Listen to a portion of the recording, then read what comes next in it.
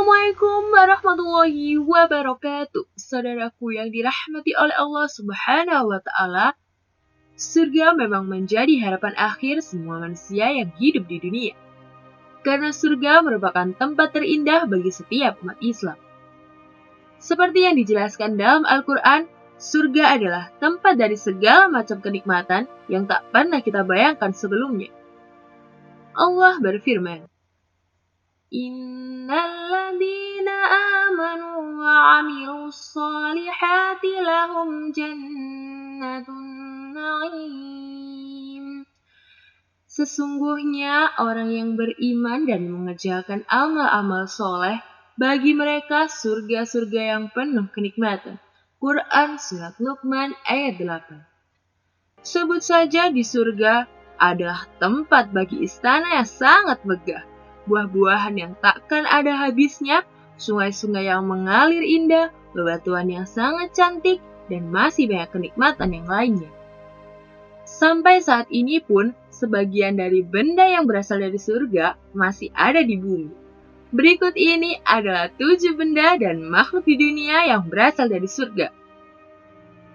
Tahukah Anda ternyata ada 7 benda dan makhluk yang ada di dunia ini yang berasal dari surga dan salah satunya ada di Indonesia? Simak video ini hingga akhir agar tidak tersesat. Jangan lupa dukung channel ini dengan like dan subscribe. Saudaraku yang dirahmati oleh Allah Subhanahu wa Ta'ala, ada sebuah riwayat yang mengatakan ketika Nabi Adam alaihissalam diturunkan dari surga oleh Allah Subhanahu wa Ta'ala, maka ada 7 benda dari surga yang turut diturunkan ke bumi.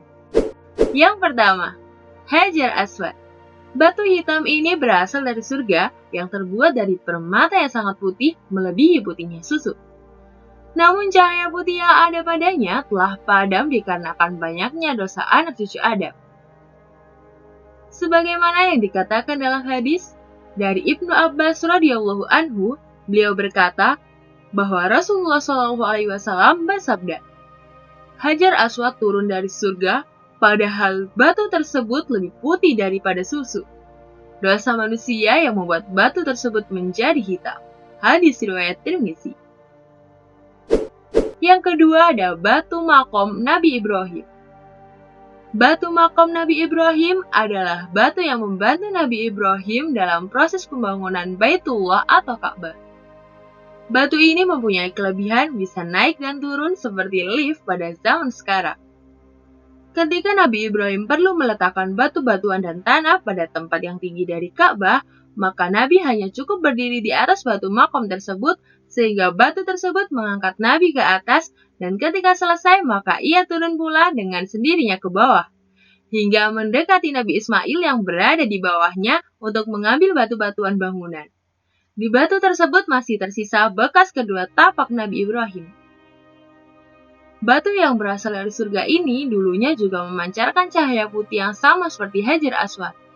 Namun Allah telah memadamkan cahayanya karena seandainya cahaya tersebut masih ada, digabungkan dengan cahaya batu Hajar Aswad, maka akan menerangi seluruh bagian yang ada di antara ufuk timur dan ufuk barat. Yang ketiga adalah kayu dupa atau kemenyan atau bukur. Kayu ini adalah salah satu jenis kayu yang mempunyai wangi-wangian yang sangat harum. Di daerah Indonesia biasa disebut kayu kemenyan ataupun dupa. Cara penggunaannya cukup sederhana, yaitu dengan cara membakarnya sehingga asap dari kayu tersebut akan menyebarkan bau wangi. Sunnah bagi kita membakar kayu bukur atau kemenyan ketika berzikir pada Allah di majelis ilmu dan pula di samping mayit, karena manakala ada bau yang tidak sedap dari mayit dapat ditutup oleh bau kayu kemenyan tersebut. Sebagaimana yang telah dijelaskan dalam kitab Al-Majmu' Syarah Muhadzab Juz' 3 halaman 160, di antara keutamaan kayu ini adalah dapat mencegah datangnya kutu pada pakaian, sebagaimana yang dikatakan oleh Imam Jalaluddin As-Sayyuti, siapa yang membakar kayu kemenyan kemudian diusapkan pada pakaian, insya Allah terhindar pakaiannya daripada kutu selamanya. Yang keempat adalah tongkat Nabi Musa. Tongkat ini bukan tongkat biasa, karena tongkat ini berasal dari surga, terbuat dari kayu as yang merupakan tanaman mulia. Tongkat yang pernah berubah menjadi ular yang sangat besar dan membelah lautan merah ini merupakan salah satu dari 9 mukjizat yang Allah berikan dari surga kepada Nabi Musa alaihissalam. Yang kelima, daun-daunan pohon tin. Ketika Nabi Adam alaihissalam memakan buah kulbi, maka seketika itulah terlepaslah pakaian Nabi Adam tanpa sehelai benang pun di tubuh beliau. Kemudian Nabi Adam mengambil dedaunan yang ada di surga untuk menutupi tubuhnya karena malu. Namun dedaunan tersebut malah menjauh dari beliau. Tapi ada satu dedaunan yang merasa iba kepada Nabi Adam, yaitu daun-daun pohon tin. Karena daun tin tidak sanggup melihat kondisi Nabi Adam pada saat itu, inilah daun-daunan yang sangat berjasa bagi Nabi Adam alaihissalam. Sehingga daun tin ini Allah berikan kelebihan padanya berupa buah yang manis tanpa berbiji. Yang keenam adalah cincin Nabi Sulaiman. Cincin Nabi Sulaiman alaihissalam juga dikabarkan berasal dari surga dan merupakan mukjizat yang diberikan oleh Allah kepada Nabi Sulaiman.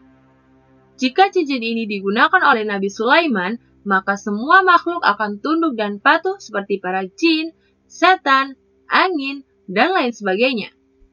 Semua itu terjadi atas izin dan rahmat Allah Subhanahu wa Ta'ala. Yang ketujuh adalah batu-batuan yang Nabi Muhammad SAW ikat di perut beliau. Batu ini adalah batu-batu yang berukuran kecil yang oleh Nabi Muhammad SAW diikatkan pada ari perutnya pada saat beliau dalam keadaan lapar. Karena dengan melakukan hal tersebut dapat mengurangi rasa lapar yang beliau rasakan. Subhanallah. Wallahu a'lam bishawab. Terima kasih sudah menonton video ini hingga akhir. Jangan lupa share video ini agar lebih banyak mendapatkan manfaat. Wassalamualaikum warahmatullahi wabarakatuh.